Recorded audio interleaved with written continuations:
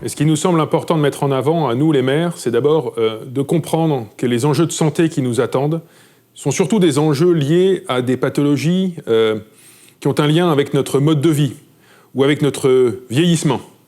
L'insuffisance cardiaque, le diabète, l'obésité, qui ne sont pas des pathologies qui nécessitent d'abord une réponse d'urgence et de plateau technique lourd, mais des pathologies qui nécessitent un suivi dans le temps long et un accompagnement des personnes.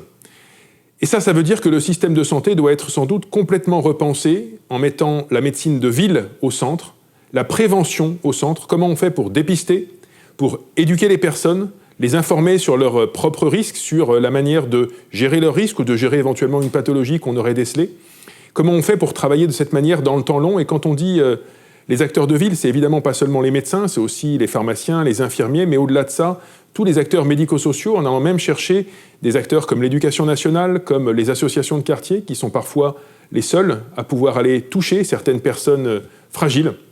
Et les maires, nous en sommes convaincus, ont tout leur rôle à jouer dans cette organisation, parce que ce travail de prévention, d'éducation à la santé, ça doit se faire à l'échelle des bassins de vie.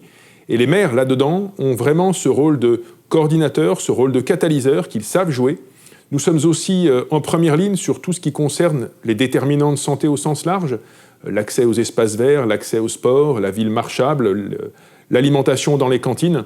Donc nous sommes vraiment convaincus que dans ce nouveau système de santé centré sur la prévention, l'accompagnement, l'éducation, on doit travailler au plus près des habitants par bassin de vie en mettant les maires au centre de l'équation.